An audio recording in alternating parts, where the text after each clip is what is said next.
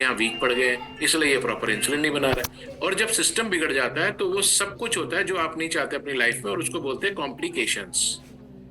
उसको हम बोलते हैं कॉम्प्लिकेशंस। जैसे आज की अगर हम बात करते हैं, आज की कॉम्प्लिकेशंस क्या है डायबिटीज में?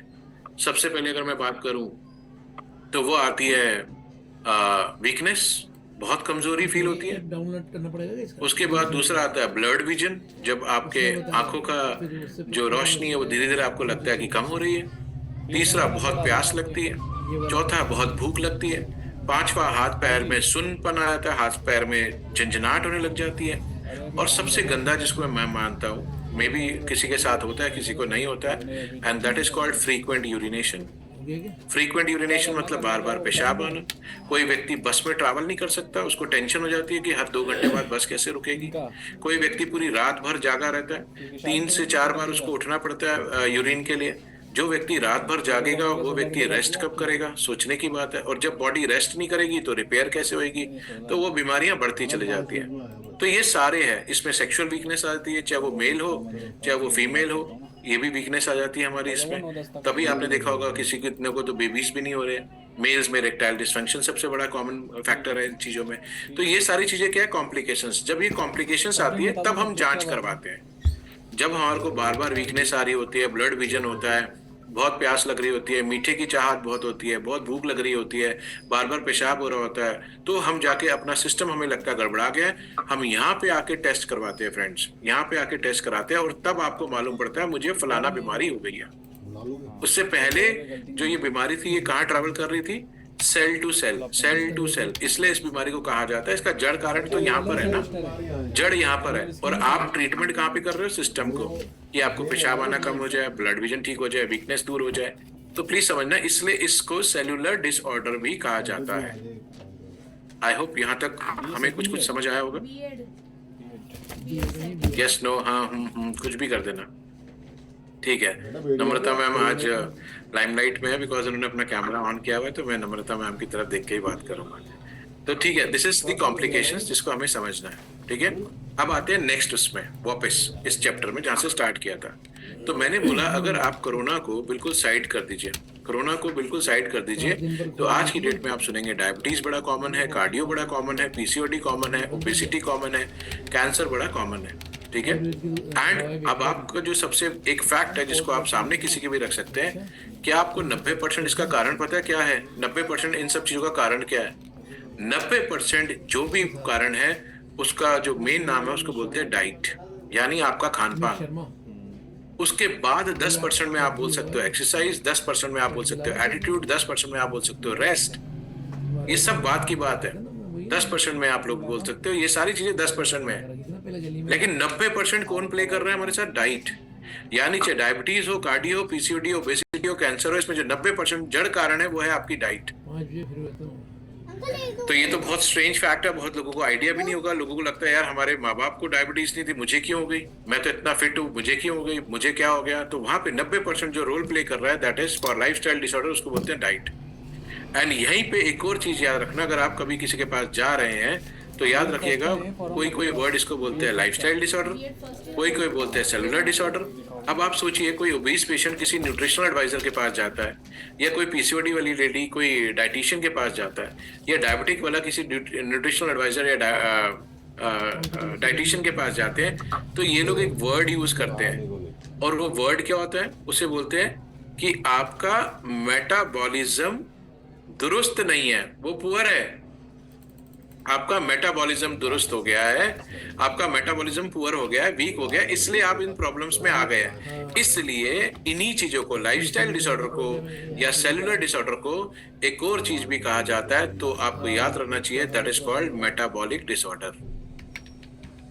इन्हीं को मेटाबॉलिक भी डिसऑर्डर कहा जाता है। क्यों? क्योंकि मेटाबॉलिज्म डिस्टर्ब हो गया है, आपका जो मेटाबॉलिज्म है वो डिस्टर्ब हो गया है। तो अब आपको याद रहेगा, जब भी आप किसी से बात कर रहे होंगे, आपको मालूम है ये एक सेलुलर डिजीज है। क्यों? क्योंकि ये सेल से स्टार्ट होती है, उसके बाद ये ऊतकों में जाती है, उसके बाद ये अंगों में जाती है, उसके बाद ये सिस्टम खराब करती है। दूसरा, इसको जीवन शैली के आधार पर बोला जाता है, ये एक हमारा लाइफस्टाइल डिसऑर्डर है। और तीसरा, इसमें हमारा मेटाबॉलिज्म दुरुस्त नहीं है, इसलिए इसको मेटाबॉलिक डिसऑर्डर भी कहा जाता है। और उसी के अंदर यही सारा कुछ आ रहा है, diabetes, cardio, PCOD, obesity, cancer, etcetera etcetera. तो अब मैं आगे बढ़ रहा हूँ क्योंकि आज का जो हमारा टॉपिक है वो है डायबिटीज। लेकिन उससे पहले एक छोटा सा मिथ दूर करते हैं। बहुत सारे लोग आपको मिलेंगे मोबाइल नंबर बताना 80 वाला। जो बोलते हैं सर 80 वाला मुझे 2 साल से डायबिटीज है, कोई बोलता है सर मुझे 5 साल से डायबिटीज है, कोई बोलता है मुझे 6 साल से डायबिटीज है, कोई बोलता है मुझे 10 साल से डायबिटीज है। तो बड़े प्यार से आप उनको बताएंगे बिना घबराहट दिए ना कुछ कि सर आपको 2 साल से नहीं, 2 साल प्लस 8 से 10 साल ले लो, 5 साल प्लस 10 साल ले लो, 6 साल प्लस 10 साल ले लो, 10 साल प्लस 10 साल ले लो, यानी आपको डायबिटीज के 20 साल हो गए हैं, 16 साल हो गए हैं, 15 साल हो गए हैं, 12 साल हो गए। बोलेगा नहीं सर 2 साल पहले ही पता चला है, 5 साल पहले ही पता चला है, 6 साल पहले ही पता चला है, 10 साल पहले ही पता चला है। तब आप उनको बोलना कि सर ये 10 साल तो अंदर थी, जब आपको कोई पता भी नहीं चलता, लोगों को सिम्टम्स का आइडिया नहीं होता। वो कहेगा अंदर मतलब बोलना ये यहाँ से शुरुआत हुई, कहाँ से, सेल से, सेल से फिर ये कहाँ पे आई, टिश्यूज में, टिश्यू से कहाँ से आई, ऑर्गन्स में, ऑर्गन से कहाँ से आई, सिस्टम। जब सिस्टम डिस्टर्ब हुआ तो ये जो टाइम पीरियड है ये एक दिन का नहीं है। मोटापा एक दिन में नहीं आता, आपकी ब्लॉकेजेस एक दिन में नहीं होती, उसी तरह से शुगर भी एक दिन में नहीं पता चलता, ये धीरे धीरे बनने लग जाती है और ये अपने सिम्टम्स दिखाने लग जाती है। कुछ चीजों को हम इग्नोर करने लग जाते हैं, कुछ लोग पकड़ लेते हैं, जो स्मार्ट होते हैं जो इग्नोर करते जाते हैं। एंड में जब सिस्टम डैमेज होता है आप तब यहाँ आके टेस्ट कराते हो और तब पता चलता है डायबिटीज हो गई है। तो ये भी बिल्कुल क्लियर करके चलना कि ये बीमारियां एक दिन में नहीं होती हैं, ठीक है। तो ये 2-3 चीजें हैं जो मैंने आपको बताना शुरू करा। चलिए अब आते हैं सेकेंड फेज में। अब हम ये देखना चाहते हैं कि डायबिटीज पहले प्रकार, टाइप्स ऑफ डायबिटीज, मैं फ्रेंड्स उसमें भी आऊंगा पीपीटी में, हाँ, लेकिन एक बार समझाने के लिए बहुत जरूरी है क्योंकि जब आप किसी के पास जाओगे आप भी पेज और पेन में ही समझाएंगे। तो प्लीज जैसे जैसे मैंने ये फर्स्ट स्लाइड बना ली तो आप इसका स्क्रीनशॉट अपने पास लेके रखिए, फिर सेकंड स्लाइड बना ली, आप सेकंड स्लाइड का स्क्रीनशॉट अपने पास लेके रखिए। इससे क्या होगा, आपको पता रहेगा what was the flow of the meeting और इसी फ्लो में आगे बढ़िएगा, वो इजी रहेगा लोगों के लिए। तो जब हम टाइप्स की बात करते हैं, टाइप्स, और उसके बाद कैसे होता है वो देखते हैं। तो पहले आप समझ लीजिए कि कुछ मेन टाइप्स होती है। जैसे सबसे पहले आप सुनेंगे बहुत लोगों के मुंह से टाइप 1, फिर बहुत सारे लोगों के मुंह से सुनेंगे टाइप 2, फिर बहुत सारे लोगों से आजकल सुन रहे होंगे टाइप 3। तो टाइप 3 जिसको आप बोल रहे हैं ये अभी नोन नहीं है, बट ये अल्जाइमर की तरफ लेके जाता है, अल्जाइमर, ठीक है, जब याददाश्त और में आते हैं। तो मैं इसलिए आपको बता रहा हूँ ताकि याद रहे। मैं बोलता हूँ अभी इसको आप बिल्कुल भूल जाइए, इससे हमारा कोई लेना देना नहीं है। फिर टाइप 1 से भी हमारा कोई लेना देना नहीं है। तो दिमाग में आता है सर टाइप 1 है क्या? टाइप 1 डायबिटीज वो है कि जब उस इंसान का पूरा पैंक्रियास पूरी तरह से नष्ट हो चुका है। अब चाहे वो उसकी इंटरनल बॉडी ने उसको नष्ट किया हो या बचपन से ही हेरिडिटी चल रहा हो और उसका एक्सीडेंटली, जिसको आप बोल सकते हैं, इसको बोलते हैं ऑटो इम्यून डिसऑर्डर, वो भी एक कारण होता है, उसके कारण भी ये पैंक्रियास नष्ट हो जाता है। जब आप ही की जो रक्षा प्रणाली है वही आपके पैंक्रियास को डिस्ट्रॉय कर देता है। इसी में भी टाइप 1 भी आता है। इसी में आपने त्वचा के रोगों को सुना होगा जिसको आप सोरायसिस बोलते हैं, वो भी इसी में आ जाता है। इसी में आपने कैंसर सुना होगा, वो भी ऑटो इम्यून डिसऑर्डर है। तो ये सारे ऑटो इम्यून डिसऑर्डर है जब आप ही के हार्मोन्स आपके अगेंस्ट काम करने लग जाते हैं, यानी आप ही का जो डिफेंस सिस्टम है, सॉरी, वो आपके अगेंस्ट काम करने लग जाता है और वो आपको तंग करता है। तो ये टाइप 1 है जिसमें आप समझ लीजिए पैंक्रियास है ही नहीं या किसी कारणवश डैमेज हो गया या बचपन से ही इन लोगों में अर्ली डिटेक्ट हो जाता है। बचपन से ही आपको पता चल जाता है कि ये डायबिटीज की तरफ जा रहे हैं, दिस इज टाइप 1। तो आज हम इनकी बात नहीं कर रहे हैं। तो इसको अब दूसरी भाषा में क्या बोला जाता है, साइंटिफिक वे में इसको बोला जाता है इंसुलिन डिपेंडेंट, यानी ये जो व्यक्ति है ये प्योरली इंसुलिन डिपेंडेंट होता है, ये प्योरली इंसुलिन डिपेंडेंट होता है, ठीक है। क्योंकि जब पैंक्रियास है ही नहीं तो शरीर में इंसुलिन बनेगा नहीं, तो इसको बाहर से इंसुलिन चाहिए। तो ज्यादातर ये लोग किसमें होते हैं, इंजेक्शन में, बस इतना याद रखिएगा। आज हम इनकी बात नहीं कर रहे हैं, ठीक है। आज हम किसकी बात कर रहे हैं, टाइप 2 की, जिसको बोला जाता है नॉन इंसुलिन डिपेंडेंट, यानी ये इंसुलिन पे डिपेंडेंट नहीं होते। क्यों? इनका कुछ हद तक पैंक्रियास काम कर रहा होता है, कुछ वीक हो रहा होता है, धीरे धीरे ये वीक हो रहा है और एक टाइम ऐसा आता है कि अगर इसने अपने पैंक्रियास के ऊपर काम नहीं किया, अपनी लाइफस्टाइल के ऊपर काम नहीं करा, तो आगे जाके ये व्यक्ति भी जो है इंसुलिन की तरफ आने लग जाएगा। लेकिन इसको कहा जाता है नॉन इंसुलिन डिपेंडेंट। अगर दुनिया में अगर मैं बात करूं इस समय, तो अगर ये 5% लोग ऐसे हैं जो टाइप 1 में आ रहे हैं, तो 95% ऐसे हैं जो टाइप 2 में आ रहे हैं। तो आज का जो हमारा सेशन है वो that is purely for type 2 diabetes patient, type 2, जिसको आप बोलते हैं नॉन इंसुलिन डिपेंडेंट, यानी सिर्फ इंसुलिन से ही नहीं, यहाँ पर गोलियों से, कैप्सूल से भी काम चल रहा है, गोलियों से, कैप्सूल से भी काम चल रहा है, जिसको आप OHAs बोलते हैं, ओरल हाइपोग्लाइसेमिक एजेंट, उससे स्टार्ट होता है। अगर वो सही ना हो तो बाद में जाके वो इंसुलिन में भी आ जाता है। तो आज जो हमारा सेशन है that is purely on type 2 diabetes. यहाँ तक क्लियर है हमारा? सबकी यस नो कुछ भी कमिटमेंट करते रहिएगा, क्योंकि मैं ऑफिस में मुझे ये नहीं पता चलता मेरा नेट सही चल रहा है या नहीं। Okay okay, thank you thank you. अब आते हैं डायबिटीज के। जब मैं टाइप्स बता रहा था, हमने ये तो देखा 1 टाइप, 2 टाइप, 3 टाइप, ठीक है। टीम को मैं बोलता भूल जाइए, लेकिन एक और टाइप भी है जिसको हम बिल्कुल टच नहीं करेंगे वो, और उसको हम क्या बोलते हैं? Gestational diabetes. जेस्टेशनल डायबिटीज ये किनको होती है? ये होती है ड्यूरिंग प्रेगनेंसी। ये ड्यूरिंग प्रेगनेंसी होती है, और जिस दिन प्रेगनेंसी ओवर हो जाती है तो वो बच्चा भी एंड मदर भी बाहर होते हैं, सेफ, वो डायबिटिक नहीं होते। लेकिन जब तक वो गर्भ का पीरियड रहता है तब तक वो डायबिटिक रहती है, और उसको कहते हैं जेस्टेशनल डायबिटीज। जिस दिन बच्चा डिलीवर हो जाता है उस दिन दोनों को हट जाते हैं, लेकिन ये दोनों बहुत प्रोन होते हैं, यानी इनको होने के चांसेस बहुत ज्यादा होते हैं। तो याद रखिएगा, हम इनको भी टारगेट नहीं कर रहे हैं, हम इनको भी नहीं छेड़ेंगे, ठीक है। यानी ये बहुत क्लियर हम इंस्ट्रक्शंस दे रहे हैं आपको, जो प्लीज याद रखिएगा। कहीं जोश जोश में आप देना शुरू कर देते हैं, वो मत करिएगा। हम जेस्टेशनल के ऊपर बात नहीं कर रहे हैं, हम टाइप 3 के ऊपर बात नहीं कर रहे हैं, हम टाइप 1 के ऊपर बात नहीं कर रहे हैं, हम प्योरली टाइप 2 डायबिटीज के ऊपर बात कर रहे हैं। प्लस एक हम बात कर रहे हैं किस पे? टाइप 2 पे बात कर रहे हैं, और एक हम जिसकी बात कर रहे हैं जिसको हम बोलते हैं प्री डायबिटिक। प्री डायबिटिक की बात कर रहे हैं, यानी टाइप 2 बीमारी होने से पहली वाली जो स्टेज होती है, इससे जो अर्ली स्टेज है, पहली जो स्टेज है अर्ली स्टेज, उसकी ऊपर हम बात कर रहे हैं, दैट इज प्री डायबिटिक। अब ये प्री डायबिटिक कौन हो सकता है? प्री डायबिटिक बड़े आराम से आप ढूंढ सकते हैं। फैटी लीवर वाला आपको प्री डायबिटिक मिल सकता है, पीसीओडी वाली महिला जो कह रही है मेरे पीरियड्स नॉर्मल नहीं है, कभी ज्यादा आते हैं कभी कम आते हैं, मेरे सिस्ट बन रहे हैं, मेरे हेयर फॉल हो रहा है, मेरे मुंह में बाल आ रहे हैं, पूछ दाढ़ी जैसे मेल का आ रहा है, क्योंकि इसमें मेल हार्मोन जो है वो बहुत बड़ा हुआ है, टेस्टोस्टेरोन शूट अप हो रहा है, सब कुछ हो रहा है।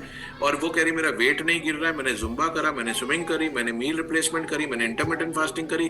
तो ये भी एक चैलेंज है। जैसे ही अपनी फास्टिंग सब चेक कराते हैं तो प्रॉब्लम आता है। पीसीओडी में उसका थायराइड भी बढ़ा हुआ आ रहा है, सारा कुछ बिगड़ा हुआ आ रहा है, जिसको हम बोलते हैं मेटाबॉलिज्म दुरुस्त नहीं है। तो प्री डायबिटिक्स जो होता है ये शुगर से पहली वाली स्टेज है, जिसमें आपका फैटी लिवर भी आ सकता है, पीसीओडी भी आ सकता है, और एक ओबेसिटी जिसको आप बोल रहे हैं मोटापा जो है वो भी इसमें आ सकता है, वो सारे आ सकते हैं। तो वो चेक करेंगे तो हमें इसको सामने वाले व्यक्ति को पता होता है, क्योंकि प्री डायबिटीज में वो सारे अर्ली कॉम्प्लिकेशन शुरू हो जाते हैं, सारे अर्ली कॉम्प्लिकेशन शुरू हो जाते हैं जो एक टाइप 2 डायबिटीज में हमने अभी प्रोमिनेंट तरीके से देखे थे। तो अगर हमने उसको यही डिटेक्ट कर लिया तो that is the best part pre diabetes में। और अब जो आप एक ग्राफ देखते हैं कि इंडिया में जो है 11% तो डायबिटिक है, 11% तो आपके डायबिटिक है इंडिया में, लेकिन 15 के करीब आपके प्री डायबिटिक है। यानी अगर आप ओवरऑल देख लो तो 25% भारत जो है वो बीमार हो चुका है, क्योंकि आने वाले टाइम में ये 3 से 4 साल या 5 साल या 6 साल, और जिस हिसाब से हमारी लाइफस्टाइल है, इससे भी जल्दी ये सारे लोग कन्वर्ट हो जाएंगे किसमें? टाइप 2 से। तो WHO जो बोलता है कि इंडिया जो है नंबर 1 डायबिटीज में बन जाएगा 2027 तक, तो वो झूठ नहीं बोल रहा है, उसको पूरा पता है कि हम बन जाएंगे। दे नो अस, उनको सारा पता है कि हम बन सकते हैं, तो दैट इज देयर, ठीक है।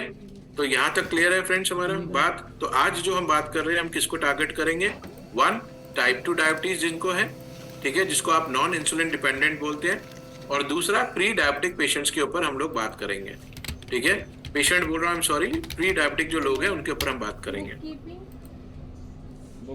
तो अब आता है कि मैंने ये तो देख लिया कि मुझे कहाँ पे बात करनी है, टाइप 2 में बात करनी है, प्री डायबिटीज में करनी है। अब आता है कि डायबिटीज हुई कैसे, ये सबसे ज्यादा जरूरी है। आज अगर आपने ये जो मैं ग्राफ बनाने जा रहा हूँ, अगर ये सीख लिया तो आप किसी भी व्यक्ति को अवेयर कर सकते हैं कि वो कैसे अपनी डायबिटीज के ऊपर कंट्रोल कर सकता है, कैसे उसको मैनेज कर सकता है और बहुत अच्छी लाइफ जी सकता है। क्यों? क्योंकि आज जो चैलेंज है वो ये है। इसको बताने से पहले आपके लिए एक क्वेश्चन प्रेजेंट करता हूँ। अगर आप यहाँ पे आज कोई फर्स्ट टाइम सुन रहे हैं, या आप गेस्ट हैं, या कोई भी है, आपसे एक क्वेश्चन पुट अप करता हूँ, आप इसको समझिएगा। अगर मैं आपसे पूछूं कि आज किसी भी व्यक्ति को, लेट्स से ये एक व्यक्ति है, इसको आज मालूम पड़ता है कि इसको शुगर हो गई है, हिंदी में मैं बोल रहा हूँ शुगर, जिसको आप इंग्लिश में डायबिटीज मेलाइटस बोलते हैं, यूजर आईडी का उसको शुगर हो गई है। आप बताइए ये व्यक्ति क्या सोचेगा उस समय? सबसे पहले ये व्यक्ति आता है स्ट्रेस में। ये करना है क्या? स्टेप बाय स्टेप समझिएगा। ठीक है। फिर ये स्ट्रेस शेयर करता है, किसके साथ शेयर करेगा?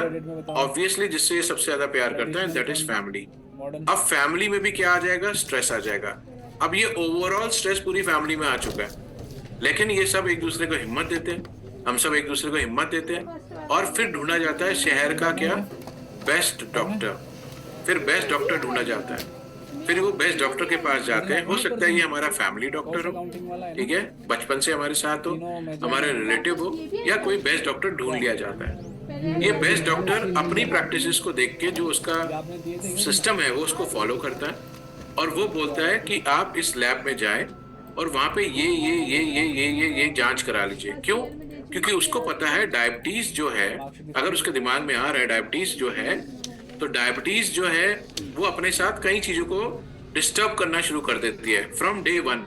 सबसे पहले आंखों को, किडनी को, नसों को, ब्रेन को, ठीक है ना। तो वो अल्जाइमर ऐसे ही नहीं हो रहा है, वो डायबिटिक नेफ्रोपैथी जिसको आप बोलते हैं किडनी वाली, वो ऐसे ही नहीं हो रही है। डायबिटिक न्यूरोपैथी जो नसों में झंझनाहट है और आगे जाके वो सेंसिटिव हो जाती है नसें, तो that is called diabetic neuropathy. और आंखों में जो ये ग्लाइकोमा वगैरह और आगे जाके और जो एडवांस स्टेज आते हैं उसको हम बोलते हैं डायबिटिक रेटिनोपैथी। तो ये सारे डायबिटीज के विकराल रूप है। तो वो कहते हैं प्लीज आप जाके चेक करा लीजिए, सो दैट मैं उस हिसाब से आपका ट्रीटमेंट शुरू करूँ। आप उस बेस्ट लैब में जाते हैं, दुनिया की जो आप बोल सकते हैं आपके लिए बेस्ट लैब है, वहां जाके आप लैब से वापस आते हैं, किसके पास? इसी डॉक्टर के पास आते हैं, और वो डॉक्टर फिर अपनी पूरी सूझबूझ से, देखिए डॉक्टर को कभी हल्के में लेना नहीं चाहिए, प्लीज याद रखिएगा, no need to give disrespect to doctor. वो डॉक्टर के पास आते हैं और डॉक्टर उनको बेस्ट पर्चा लिख के देता है, बेस्ट पर्चा, ठीक है। जब डॉक्टर उनको बेस्ट पर्चा लिख के देता है तो वो उनको मेडिसिन दे देता है एज पर द रिपोर्ट। अब मेरा आपसे ये क्वेश्चन है, बहुत आराम से इस क्वेश्चन को समझिएगा और सामने वाले को पुट करिएगा कि सर आप स्ट्रेस में थे, फैमिली स्ट्रेस में थी, आपने बेस्ट डॉक्टर ढूंढा, बेस्ट लैब में गए, बेस्ट पर्चा लिखा गया। ये बेस्ट पर्चा लेके आप कहाँ जाएंगे? आप जाएंगे अपने एरिया के बेस्ट मेडिकल स्टोर में, वो भी बेस्ट ही चुनते हैं आप, चाहे वो डिस्काउंट वाइज बेस्ट हो या दवाइयों में आपको पता है कि वो कोई गड़बड़ नहीं करेगा। बेस्ट मेडिकल में जाके आप वो मेडिसिन लेके आ जाएंगे घर में।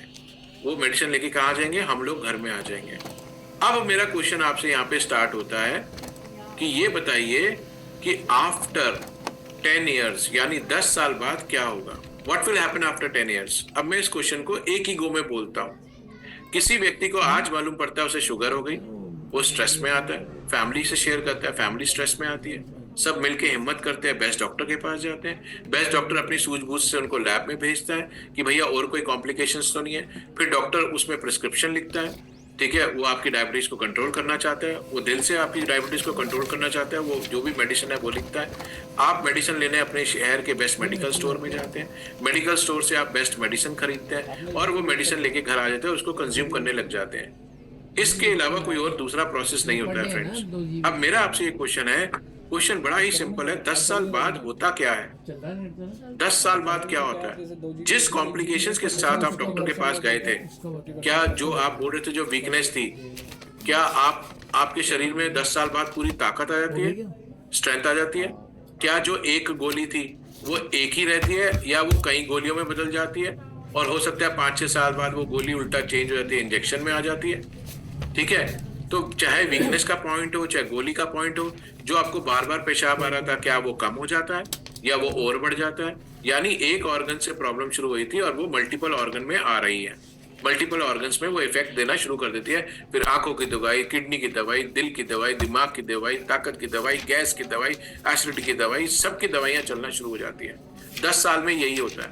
तो अब मैं जो वर्ड बोल रहा हूँ वो ये बोल रहा हूँ, क्वालिटी ऑफ लाइफ इस इंसान की कैसे थी? अगर मैं बोल रहा हूँ जब स्टार्ट हुई थी तो क्वालिटी ऑफ लाइफ उसकी गिर रही थी, कमजोर हो रही थी, लेकिन क्या 10 साल बाद best doctor, best medicine, best सब कुछ बेस्ट करने के बाद क्या उसकी क्वालिटी ऑफ लाइफ इंप्रूव होती है? आप खुद किसी भी डायबिटिक पेशेंट से पूछ लेगा, आपको यहाँ पे 99.9% एक ही आंसर मिलेगा कि नहीं सर, क्वालिटी ऑफ लाइफ मेरी जो है इंक्रीज तो नहीं होती लेकिन डिक्रीज पूरी हो जाती है, क्योंकि बंदा या बंदी फर्स्ट डे ही हिम्मत छोड़ देते हैं। ये फैक्ट है। Is it okay? यहाँ तक क्या आप समझ पा रहे हैं जो मैं बात बोलना चाह रहा हूँ टीम? यहाँ तक ठीक है? क्या हम कनेक्शन बना पा रहे हैं? ठीक है, तो दिस इज द वे कि आपको सामने वाले को लेके चलना है। Now let's move forward, second step में आते हैं। तो यहाँ पर मैंने ये देख लिया कि डायबिटीज जो है, मैंने उसको ये बताया कि क्या हुआ। ठीक है, ये क्वेश्चन था। अब ये आता है कि कोई पूछे सर क्या मतलब आपको आइडिया होना चाहिए कि व्हाट इज बेसिकली डायबिटीज, वो क्या है डायबिटीज। मैं आपको एक बहुत ले मैन में बोल रहा हूँ, देसी अंदाज में बोल रहा हूँ। ठीक है, इस पे मेरे वर्ड्स को मत पकड़िएगा, लेकिन आप इसको बहुत अच्छे से समझ जाएंगे कि डायबिटीज है क्या और कहाँ कहाँ आ रहे हैं। तो मैं यहाँ पर आपको दो प्रमुख कारण बताऊंगा डायबिटीज के, दो कारण कि वो आपके शरीर में क्या कर रहे हैं। एक कारण और दो कारण, याद रखिएगा, बस इसको समझना है आपको। ये होता कैसे उसको समझने के लिए इस डायग्राम पे बहुत आराम से ध्यान दीजिएगा। मैंने आपको बोला था सबसे बड़ी चीज जो रिस्पॉन्सिबल है that is diet. That is diet. Diet में हमारा जो मेजर पोर्शन है उस पर क्या जाते हैं? कार्ब्स। कार्ब्स समझते हैं, जिसको आप बोलते हैं कार्बोहाइड्रेट्स।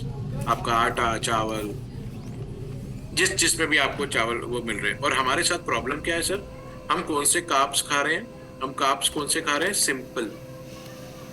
खाने कौन से चाहिए? कॉम्प्लेक्स। कॉम्प्लेक्स कौन खाते थे? हमारे दादा परदादा, हमारे पूर्वज कॉम्प्लेक्स खाते थे, क्योंकि इसको क्या बोलते थे? गरीबों का अनाज, जिसको आज अमीर लोग खरीद रहे हैं। That is called millets. गरीब नहीं खरीद पा रहे। तो ये मोटे अनाज की बात कर रहे हैं। ये मोटा अनाज जो आता है आपके कॉम्प्लेक्स में आता है। ज्वार, बाजरा, अलसी, रागी, मक्का, चना एंड मिलेट्स, ये सब मोटे अनाज में आता है। तो हमारी बॉडी को जो चाहिए वो कॉम्प्लेक्स कार्बोहाइड्रेट्स चाहिए। लेकिन आज हम अपने कंफर्ट के लिए हम लोग क्या खा रहे हैं? Simple carbohydrates. वो क्या है? आपका आटा। वो क्या है? आपकी चीनी।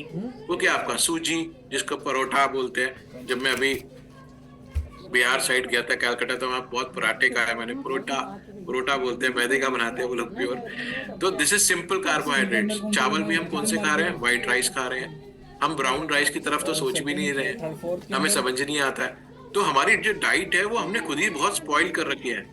और खुद ही कहा जाता है, सब बोलते हैं कि व्हीट हमारा अनाज नहीं है, गेहूं। नो डाउट हम लोग उसकी खेती कर रहे हैं, सब कुछ कर रहे हैं, लेकिन व्हीट हमारा कभी फूड था नहीं। इसको ये एक फैब्रिकेटेड ग्रेन है जो बनाया गया, ठीक है ना, मॉडिफाइड किया गया। हमारा अनाज हमेशा यही था, मोटा अनाज, ज्वार, बाजरा, अलसी, रागी, मक्का, चना। तो ये सारा है। जब ये आपका आटा जो खींच रहा है ना, जब आटा खींचते हैं, मैदा खींच रहे हैं, तो जब खींचता है तो दैट्स फॉर्म ऑफ ग्लूटेन, और वही हमारे पैंक्रियास को वीक कर रहा है फ्रेंड्स, वही वीक कर रहा है। हम जस्ट टेलिंग, मैं इसकी डेप्थ में नहीं जा रहा हूँ, मैं आपको ये बताने जा रहा हूँ कि सबसे ज्यादा हम लोग क्या खा रहे हैं? आटा खा रहे हैं, चावल खा रहे हैं, हर रोज खाते हैं, रोज खाते हैं। अगर नॉर्थ की बात करें तो पराठा खा रहे हैं, साउथ की बात करें तो इडली खा रहे हैं। जबकि इडली बोलते हैं बहुत अच्छी है, इजी टू डाइजेस्ट है, सब कुछ है, लेकिन राइस कौन सा यूज हो रहा है we never know. White rice use हो रहा है। तो यहाँ पे जो है डाइट, तो एक पहले हम बात करते हैं एक नॉर्मल व्यक्ति की, ठीक है, नॉर्मल। अभी कुछ मत सोचिएगा कि ये डायबिटिक है, प्री डायबिटिक है, क्या है। एक नॉर्मल व्यक्ति, नॉर्मल व्यक्ति ने खाना खाया, ऑब्वियसली वो खाना कहाँ से खाएगा? मुंह से खाएगा। मुंह से खाना खाया, मुंह में क्या है? मुंह में उसके दांत है, मुंह में उसके जीभ है, मुंह में उसके सलाइवा है, थूक है, ये सारा कुछ है, ठीक है। ये क्या काम करता है? ये खाने को तोड़ता है, मरोड़ता है, खाने का चीड़ फाड़ कर देता है। क्यों? क्योंकि खाने को क्या बनाना है? उसको सॉफ्ट, ताकि खाना जो है सॉफ्टली आए आए आए और मुंह से वो कहाँ चला जाएगा? हमारे स्टमक में। कहाँ जाएगा खाना? हमारे स्टमक में। अब स्टमक में समझ जाओ क्या लगा? बड़ी बड़ी मिल लगी है, चक्की जिसको आप बोलते हैं, और वहां पे जो आपका सॉफ्ट खाना पहुंच गया है उसको और तोड़ा जाता है और मड़ोड़ा जाता है। उसमें एसिड गिरता है, HCl जो आपने सुना होगा, आप बोलते हैं ना अंदर तेजाब है आपके, हाँ, उसमें बाइल आ रहा है, आपके गॉल ब्लैडर से बाइल आ रहा है। वो सब कुछ खाने को उस फॉर्म में तोड़ते हैं जिस फॉर्म में हमारे शरीर को चाहिए, जिस फॉर्म में हमारे शरीर को चाहिए। लेट्स से कार्बोहाइड्रेट्स किस में टूटे? ग्लूकोज में। तो यानी आपके ब्लड के अंदर क्या आ गया? ग्लूकोज, जिसको आप आम भाषा में क्या बोल रहे हैं? शुगर। क्या बोल रहे हैं? शुगर। यानी आपका खाना जो है कन्वर्ट हो गया किसमें? ग्लूकोज में, ठीक है। अब ये जो ग्लूकोज आ गया है ये किसको चाहिए? आप सोचो पहले एक चीज, आप खाना खा क्यों रहे हैं? अगर दिमाग लगाया जाए, यार खाना खाते क्यों हैं? क्यों खाना खाते हैं? क्या कोई मुझे चैट बॉक्स में डाल सकता है खाना खाते ही क्यों है? क्या रीजन है खाना खाने के लिए? क्यों खा रहे हैं खाना? क्या जबरदस्ती है खाना खाना? एनीवन? न्यूट्रिशन? नो। नॉर्मल पेट भरने के लिए, एनर्जी के लिए। Very nice, very nice, very nice, बहुत बढ़िया, बहुत बढ़िया। अभी आगे लाइन में हम देखिए, हम जो खाना खा रहे हैं, हमारी बॉडी किसकी बनी है? सेल्स की, ठीक है। सेल्स का फूड क्या है? समझ लीजिए ग्लूकोज। सेल को चाहिए क्या? ग्लूकोज। सेल्स को क्या चाहिए? ग्लूकोज। क्यों? अगर सेल को ग्लूकोज मिलेगा, सेल को ग्लूकोज मिलेगा तो ये तीन चीजें हमें मिलेगी यहाँ से। जब आप खाना खाते हैं तो तीन चीजें समझना। आप एकदम भूखे होते हो, आप खाते हो तो आपके अंदर एकदम एनर्जी आ जाती है, एनर्जी। तो पहली चीज जो मिलती है वो मिलती है हमें ऊर्जा। जब सेल्स को ग्लूकोज मिलेगा तो वो एक साइकिल चलाते हैं, आपने बचपन में सुना होगा, एटीपी एटीपी वगैरह, एनर्जी प्रोडक्शन। तो यहाँ पर क्या होते हैं? माइटोकॉन्ड्रिया, जिसको आप बोलते हैं पावर हाउस ऑफ सेल। भूल जाइए, वो सब याद करने की जरूरत नहीं है। आपके सेल्स को चाहिए ग्लूकोज, और जैसे ही आपके सेल्स को ग्लूकोज मिलती है तो वो देता है क्या? ऊर्जा, जो हम सबको जरूरत है। एनर्जी की तो हम सबको हमेशा जरूरत होती है। अब एक डायबिटिक पॉइंट ऑफ व्यू से सोचना, मैं अभी नहीं आता, सॉरी, मैं नेक्स्ट वाले में आऊंगा। दूसरा क्या आता है? ये हमें क्या देता है? Growth and development.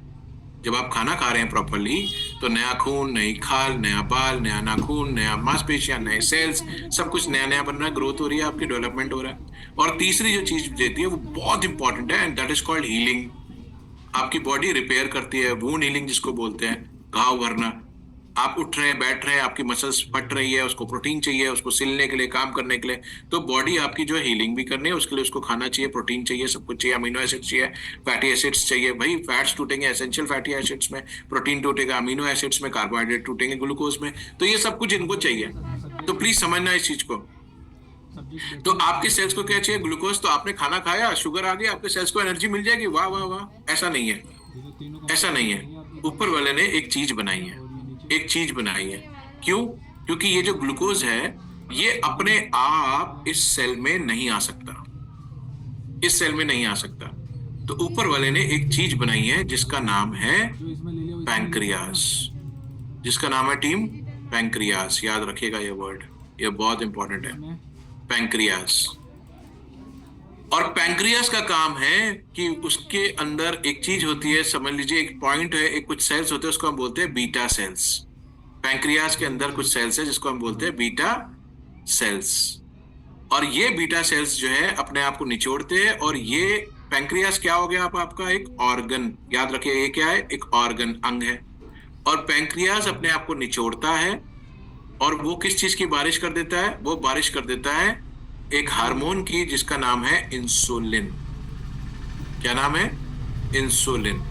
अब याद रखिएगा, आपकी जितनी भी कोशिकाएं हैं, समझ लीजिए उसके ऊपर रिसेप्टर, रिसेप्टर मतलब जो चीज रिसीव करता है, यानी एक तरह से ताला है, ठीक है, एक ताले लगे हुए हैं, और इंसुलिन वो चाबी का काम करता है। और इंसुलिन आता है, वो चाबी को ओपन कर देता है, और तब ग्लूकोज जो है आपके सेल में प्रवेश कर जाते हैं उन रिसेप्टर्स के माध्यम से। और देसी भाषा में समझाऊं तो ये समझ लीजिए इंसुलिन का काम होता है ग्लूकोज को पकड़ना और कोशिकाओं में डालना। तो ग्लूकोज को पकड़ा उसने, कोशिकाओं में डाला, आपकी कोशिकाओं में ग्लूकोज आया, और आपको मिली ऊर्जा, आपको मिली ग्रोथ, आपको मिला डेवलपमेंट, आपको मिला हीलिंग, आपको मिला रिपेयरिंग। ये तीनों फंक्शंस आ गए यहाँ पे।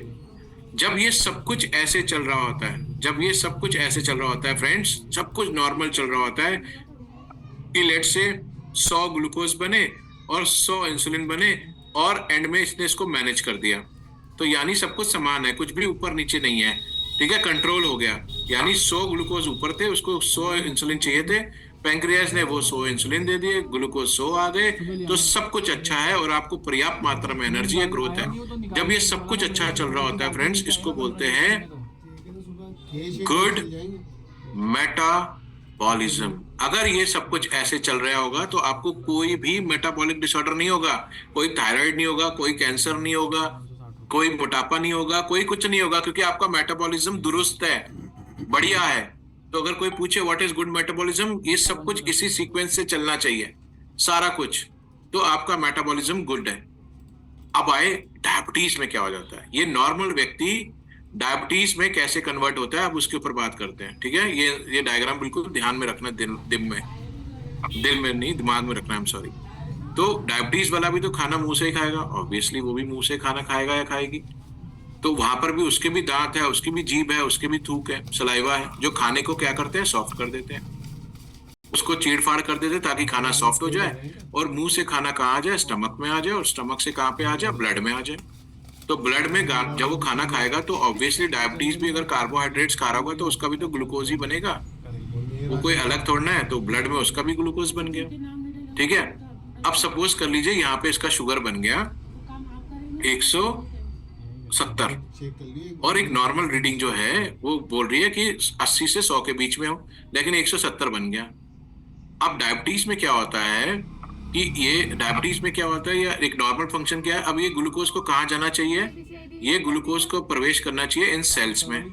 ठीक है, लेकिन होता क्या है इस केस में, डायबिटीज में जो इस व्यक्ति का पैंक्रियाज है, पैंक्रियाज ये कैसा होने लग जाता है, वीक। धीरे धीरे ये वीक होने लग जाता है और ये पर्याप्त मात्रा में इंसुलिन नहीं बना पाता, यानी सफिशिएंट अमाउंट में इंसुलिन बनाना ये बंद कर देता है, धीरे धीरे कम कर देता है। आज इसको जो है कंट्रोल करने के लिए यहाँ पे 100 होता तो नॉर्मल था, इसको 170 यानी समझ लीजिए 170 इंसुलिन चाहिए, तो ये इसको मैनेज करेगा। लेकिन ये 170 की जगह इसने सिर्फ 70 ही दिए, तो 70 जो है 70 को मैनेज कर लेगा, लेकिन ब्लड में 100 इंसुलिन ऊपर बढ़ा रहेगा ग्लूकोज।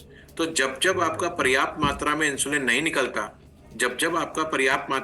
नहीं निकलता और आपका ब्लड में ग्लूकोज का जो स्तर है वो बढ़ा हुआ रहता है, और जब ये ग्लूकोज का स्तर बढ़ता चला जाता है और जो एक रिकमेंडेड वैल्यू से बढ़ जाता है फ्रेंड्स, इसी को बोलते हैं टाइप 2 डायबिटीज, यानी पर्याप्त मात्रा में इंसुलिन का ना निकलना। तो अब पहली चीज कि सर पैंक्रियाज वीक क्यों हो रहा है, पहली चीज तो ये आया कि पैंक्रियाज वीक क्यों हो रहा है। तो उसमें जब आप डाइट के ऊपर बात कर रहे होंगे किसी को, तो समझाना कि देखिए ये आप समझिए कि आप खाना खाते हो, हम लोग कैसे खाना खाते हैं, कोई आइडिया है? मैं तो सिंपल एक ही वर्ड यूज करता हूँ, एनाकोंडा की तरह खाना खाते हैं। एक ही बार में 5 सेकंड के अंदर, 1 मिनट के अंदर पूरा खाना खा सकते हैं। जल्दबाजी में तो पूरा ही डाल दिया जाता है। तो मैं यूं बोलता हूँ, तो याद रखिएगा फ्रेंड्स, सबसे पहली चीज, हम जब खाना खाते हैं और जो हमारे खाने में जो प्रॉब्लम है वो ये है कि वो ऐसे ग्लूकोज स्पाइक देता है, ऐसे। क्यों? क्योंकि हमारे खाने में एक बहुत मेजर चीज मिसिंग है जो मैं बताऊंगा। लेकिन हमारे खाने का एक ही बार का पैटर्न नहीं है। हम एक बार खाना खाते हैं, फिर बीच में शॉर्ट मील्स लेते हैं, फिर लंच करते हैं, फिर शॉर्ट मील्स शाम को चखना लेते हैं, और फिर रात को तो हमारा जो भोजन है वो शाही भोज होता है, शाही भोज। ठीक है, क्योंकि फैमिली को लगता है यार सब थके हुए आएंगे, रात को अच्छा है, तो मैं यहाँ लिख रहा हूँ शाही भोज की स्पेलिंग समझना है, शाही भोज लिखना है, भोज, लेकिन मैंने क्या लिखा है, बोझ। ये हमारे ऊपर सबसे बड़ा बोझ है, ये बोझ है, क्योंकि यहाँ पे फैमिली को ये रहता है एक साथ बैठ के खाएंगे और सारे 56 भोगे सारे यहीं पे होते हैं, जो सुबह का बचा हुआ होता है वो भी यहीं मिल जाता है, सारा कुछ। तो आप सोचो आपका जो पैंक्रियाज है वो इस चीज के लिए 1% भी रेडी नहीं है, 1% भी रेडी नहीं है। लेकिन उसको क्या करना पड़ रहा है आज, क्योंकि आपकी वजह से वो सुबह भी लगा हुआ है, दोपहर में भी लगा हुआ है, रात में भी लगा हुआ है, पूरे दिन वो लगा हुआ है, और एक दिन आता है कि ये पैंक्रियाज जो होता है ये बिल्कुल अपसेट हो जाता है और ये वीक होने लग जाता है, कहता है मेरे बस की नहीं है, जो काम मुझे 20 साल में कराना था आपने 2 साल में करा दिया। और इसमें जो मेजर चीज टीम जो लीड करती है, मेजर चीज जो लीड करती है वो रखती है कि आपके फूड में there is no fibre. Fibre नाम की चीज ही नहीं है। कोई बोलेगा सर ऐसे कैसे बोला आपने, मैं बताता हूँ कैसे बोला।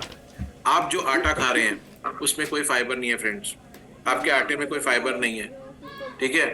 आप जो चावल खा रहे हैं उसमें ब्रान नहीं है फ्रेंड्स, आप फैक्ट्री से आया हुआ चावल खा रहे हैं। आप बोल रहे हो मैं सर 1 किलो चिकन खा लेता हूँ, उसमें देयर इज नो फाइबर। आप बोलो सर मैं 1 किलो पनीर खा लेता हूँ, उसमें देयर इज नो फाइबर। तो कहीं फाइबर है ही नहीं।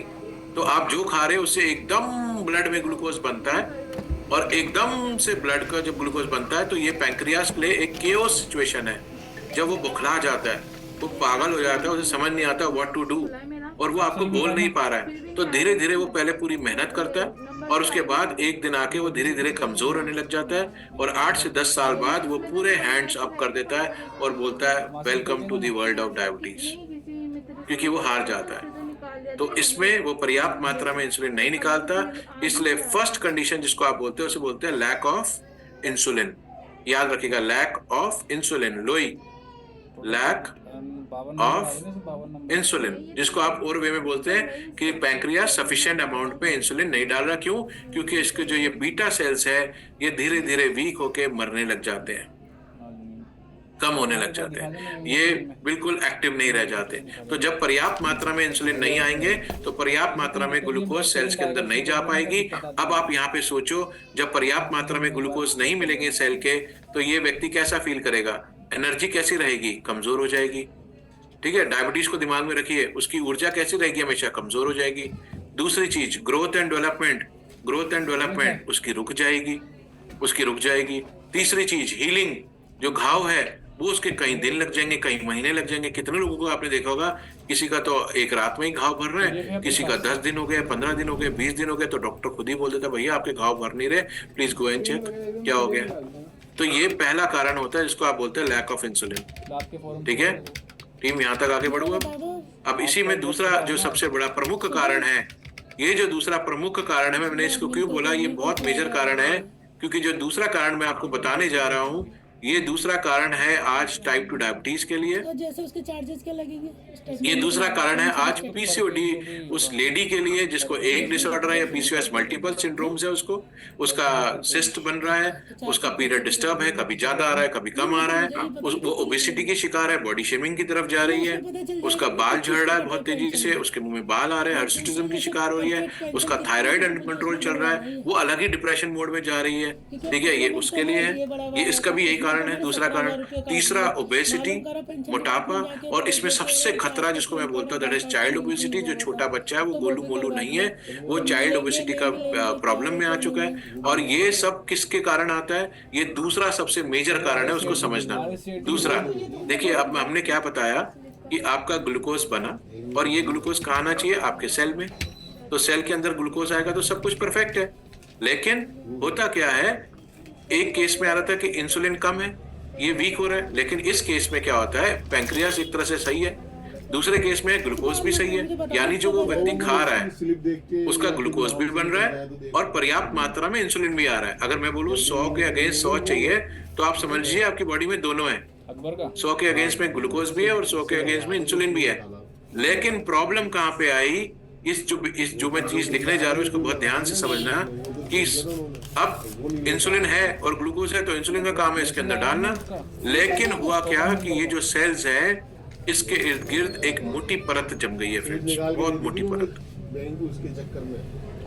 ये बहुत मोटी परत जम गई है। और ये भी क्या कारण है? इसका भी डाइट ही कारण है। और ये मोटी परत किसकी है? जो हम अपने हाथों से अपने बच्चों को भी दे रहे हैं आज की डेट में। ये है friends cold drink, chips, burger, pizza, dead foods जितने भी है। और ये मोटी परत किसी और चीज की नहीं है, इस मोटी परत को बोलते हैं ट्रांस फैट। चलो उधर देख लेंगे फिर। ये वो ट्रांस फैट है।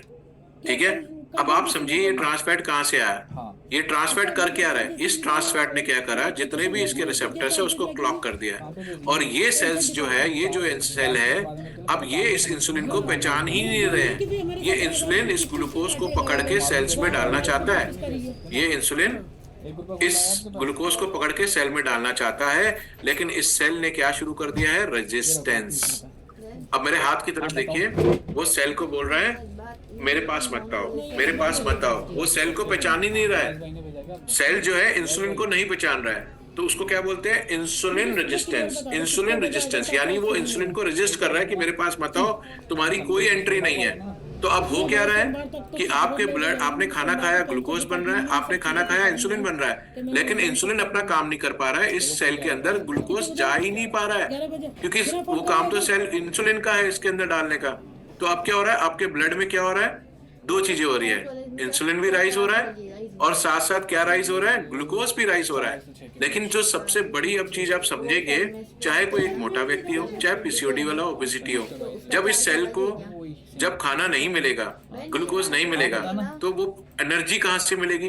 तो ये लोग भी क्या फील करते हैं? इनको भी एनर्जी कम फील होती है, इनको भी ताकत नहीं रहती। और बार बार ये व्यक्ति इसका सेल किसको मैसेज कर रहा होगा? ब्रेन को। ब्रेन को मैसेज कर रहा होगा कि खाना दो, कि खाना खाना है। तो इस व्यक्ति में बार बार अब क्या हो रहा होगा? ये व्यक्ति बार बार खाने के बाद भी फ्रिज खोल रहा होगा, खाने के बाद भी दोबारा खा रहा होगा, दोबारा खा रहा होगा, 4 बार खा रहा होगा, 5 बार खा रहा होगा। वो खाए जा रहा है और वो एंड में वो खाना जो खा रहा है, हमारा बॉडी में एक लिवर होता है फ्रेंड्स, हाँ होता है। तो लिवर की खूबसूरती ये है कि वो जब देखता है कि ब्लड में ग्लूकोज का स्तर बढ़ता जा रहा है और उसे पता है ब्लड ग्लूकोज जो है वो क्या देता है? ऊर्जा, एनर्जी। वो इस एनर्जी को स्टोर करने लग जाता है किस फॉर्म में? फैट में। यानी अब आपने जो खाना खाया है कार्बोहाइड्रेट्स, वो किस में कन्वर्ट होने लगते हैं? फैट में, और वो बॉडी में डिपॉजिट होने लग जाते हैं और वो ओबेसिटी, पीसीओडी में मोटापा, इन खून में गाढ़ापन, ये सब करने लग जाता है। और यहाँ पर ये व्यक्ति कैसा होगा? ये एकदम वीक फील कर रहा होगा, ये बोलेगा मैं तो एक चपाती खाता हूँ, वो मुझे लग जाता है। वो लेडी बोलेगी मैं तो आधी चपाती खाती हूँ, वो मेरे शरीर को लग जाती है, लेकिन ताकत मुझे कुछ नहीं आती। और यही लेडी बोल रही होगी कि मैंने तो मैं पीनट्स भी खा रही हूँ, मैं आलमंड्स भी खा रही हूँ, मैं अंजीर भी खा रही हूँ, मैं मखाने भी खा रही हूँ, मैं डेट्स भी खा रही हूँ, लेकिन मेरे शरीर को कुछ लग ही नहीं रहा, मेरे अंदर ताकत ही नहीं है, बिल्कुल भी समझ नहीं आ रहा व्हाट टू डू। तो ये कारण है कि आप खा तो सब कुछ रहे हो, लेकिन आपके सेल तक तो पहुंच ही नहीं रहा है। और इस चीज को बोलते हैं फ्रेंड्स क्या? ये वर्ड याद रख लीजिएगा, आज की डेट में आप बहुत जगह सुनेंगे भी, इसी को बोलते हैं, इसी प्रॉब्लम को बोलते हैं, फोटो कितने की जरूरत है? That is called insulin resistance. और फोटो कितने जरूरत है? तो जो एक लेडी पीसीओडी वाली भी है ना, वो भी इंसुलिन रेजिस्टेंस है। और इंसुलिन रेजिस्टेंस में डॉक्टर सबसे पहली चीज क्या लिख के देता है? मेटफॉर्मिन, जो इंसुलिन सेंसिटिविटी को इम्प्रूव करता है। ओबेसिटी में वो क्या बोलते हैं? क्या ले लो? मेटफॉर्मिन, जो इंसुलिन सेंसिटिविटी को इम्प्रूव करता है। टाइप 2 डायबिटीज में क्या वो देते हैं? मेटफॉर्मिन, जो इंसुलिन सेंसिटिविटी को इम्प्रूव करता है, यानी रेजिस्टेंस को कम करता है और सेंसिटिविटी बढ़ाता है बॉडी के अंदर। यहाँ तक डन है टीम? यहाँ तक ओके है? यस, नो, हूँ, हाँ हूँ, कुछ भी कर दीजिए।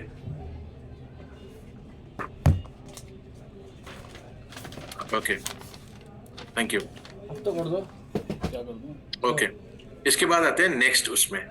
तो ये हो गया। अब जो हमने देखा, हमारे को 2 चीजें समझ आई। एक, हमारा जो पर्याप्त मात्रा में इंसुलिन है बंद नहीं हो सकती, वो सिक्रीट नहीं हो रहा है, 20 मिनट हो गए। ठीक है, वो एक सिक्रीट नहीं हो रहा है,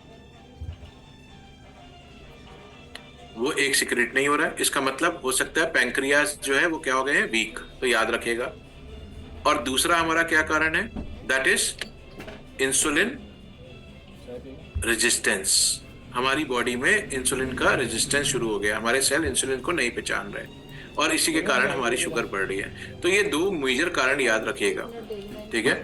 अब आते हैं नेक्स्ट फेज में।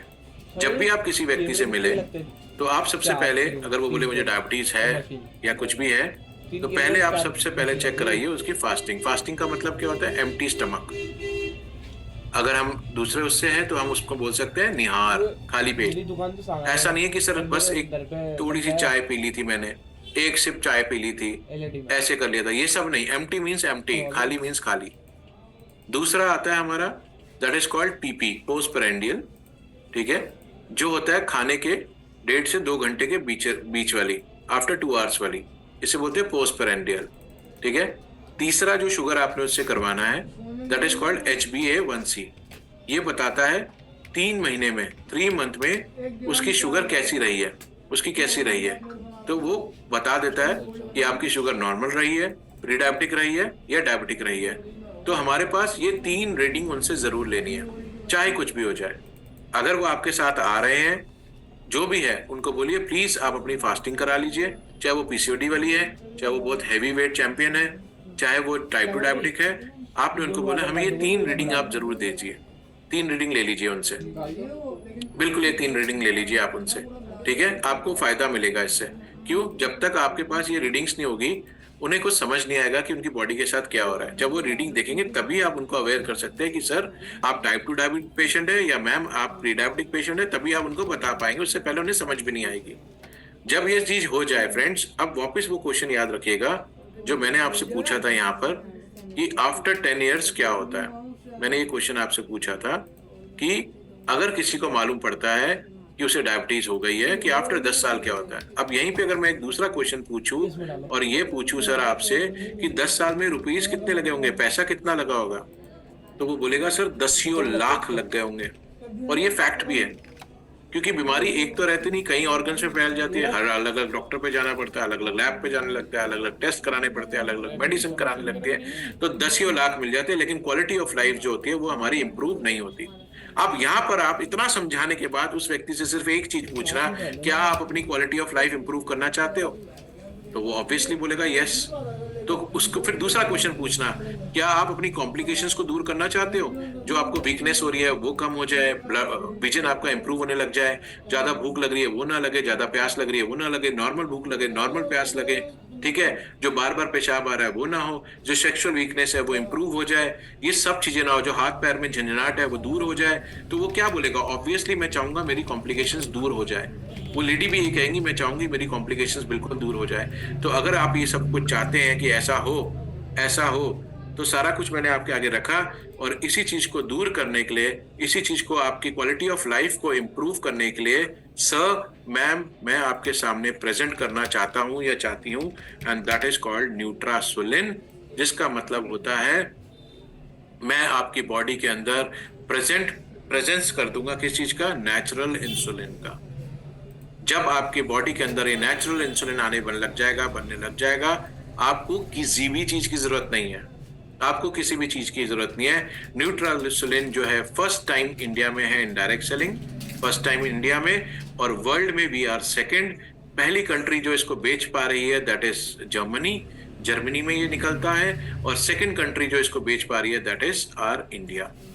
और ma'am we are very lucky, we are very much blessed कि न्यूट्रासोलिन जो है एक बहुत ही अच्छा प्रोडक्ट है, नॉट ओनली सिर्फ बोलने के लिए। Nutrasolin is backed by science. Friends ये लाइन जरूर बोलना, बैक्ड बाय साइंस। क्यों? क्योंकि इसके ऊपर स्टडीज हुई हुई है, इसके ऊपर पूरी स्टडीज हुई हुई है, और वो कहाँ से हुई हुई है, लैंसेट से। वो कहाँ से हुई हुई है, लैंसेट से। वो कहाँ से है, हमारा यूरोपियन जर्नल स्टडीज, जो आपको जिसने बुलाया वो आपके साथ शेयर कर सकते हैं, आप पढ़िएगा अगर समझ सकते हैं। ICMR का एक लेटर है वो आपके साथ शेयर कर दिया जाएगा। देन इसको वैसोडायलेशंस के ऊपर एक स्टडी है उस पर जाएगा। देन एक नेचुरोपैथ का स्टडी है वो आपके साथ शेयर, आर्टिकल्स है बेसिकली जो आप लोग देख सकते हैं।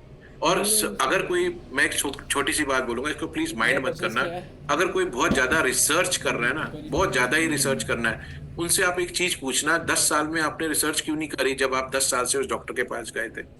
आज अगर हम आप एक अच्छी नीयत, साफ नीयत और नीति लेके आपके पास आए हैं, एंड हम आपसे मांग क्या रहे हैं, we only want your first 3 month, हमें आपके 3 महीने चाहिए शुरू के मिनिमम, जिसको आप बोलते हैं, क्योंकि किसी को 1 साल से होगी, किसी को 20 साल होगी, तो टाइम लगेगा।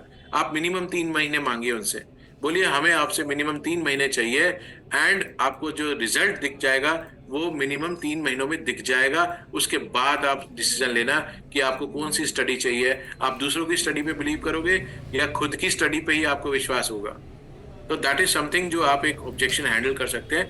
बट यहाँ जो क्वेश्चन है मेरा, न्यूट्रासोलिन जो है वो आपकी क्वालिटी ऑफ लाइफ को इम्प्रूव करता है। ऐसा क्या है न्यूट्रासोलिन में, हम उसके ऊपर बात करने जा रहे हैं। जब हम न्यूट्रासोलिन की बात करते हैं फ्रेंड्स, तो न्यूट्रासोलिन जो बनाया गया है किसको टारगेट करने के लिए बनाया गया है, फॉर प्री डायबिटिक्स को टारगेट करने के लिए क्या गया है, फॉर टाइप 2 डायबिटीज को मैनेज करने के लिए बनाया गया है। एंड थर्ड, जिसको अगर आप ऐड ऑन करना चाहते हो तो that is for PCOD women, जो वेट पुट ऑन कर चुकी है, पीरियड डिस्टर्ब हो चुके हैं और डिप्रेशन की तरफ भी आ रही है, क्योंकि उसे समझ नहीं आ रहा व्हाट टू डू। मैं खाऊं तो भी मेरा वेट बढ़ रहा है, मैं ना खाऊं तो भी मेरा वेट बढ़ रहा है, मेरे पीरियड भी डिस्टर्ब है, मेरा वेट भी बढ़ रहा है, सब कुछ बढ़ रहा है, थायराइड का भी इशू है। ये आपके जो है मेन लोग हैं जिनको आप न्यूट्रासोलिन बड़े आराम से दे सकते हैं। ठीक है, न्यूट्रासोलिन क्या है, इसके अंदर जो मेन इंग्रेडिएंट है दैट इज कॉल्ड लैटिफ्लोरा हिंटोनिया। ठीक है, इसका आर्टिकल आप लोगों के पास ऑलरेडी पहुंच चुका है, आप सब जानते हैं क्या है क्या नहीं है। जब हिंटोनिया लैटिफ्लोरा की बात करी जाए तो प्लीज याद रखना, एक छोटी सी चीज बताता हूँ, जैसे पैंक्रियाज है, ये इंसुलिन कब निचोड़ेगा।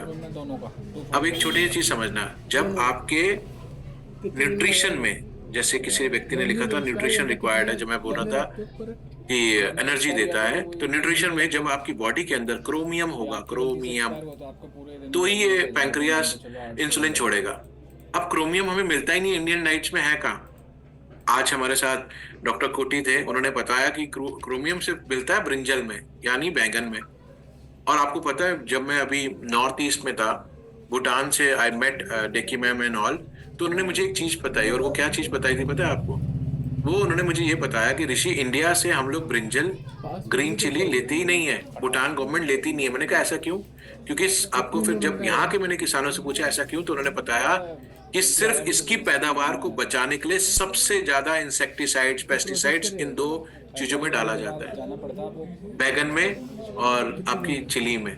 तो ये तो एक अलग है, आउट ऑफ द बॉक्स में आपसे बात कर रहा हूँ। और हम लोग कितने स्वाद से बैगन का भरता, हरी मिर्च फ्राई, कच्ची हरी मिर्च, मैं तो बहुत खाता हूँ, बट मुझे पता है तब भी खा रहा हूँ। बट वो यही है कि प्रॉब्लम्स है, इंसेक्टिसाइड्स कहाँ से हमारे अंदर जा रहे हैं, वो यहीं से जा रहे हैं। तो यहाँ पे जो बात बोलना चाह रहा हूँ कि ये हमारी बॉडी के लिए रिक्वायर्ड है, तभी ये पैंक्रियाज अपना प्रॉपर काम कर सकता है। तो मैं यहाँ पे जो आपको बात बोलने जा रहा हूँ वो ये है कि न्यूट्रासोलिन के अंदर जितने एसेंशियल आपको विटामिन्स एंड मिनरल्स चाहिए, चाहे वो ट्रेसिस में चाहिए, चाहे वो क्रोमीन चाहिए, जो विटामिन बी चाहिए, विटामिन ए चाहिए, वो ऑलरेडी एडेड है, आपको अलग से लेने की जरूरत नहीं है। तो ये एक कंप्लीट पैकेज है, कंप्लीट पैकेज है। अब न्यूट्रासोलिन कहाँ कहाँ काम कर रहा है, इसको ऐसे देखना।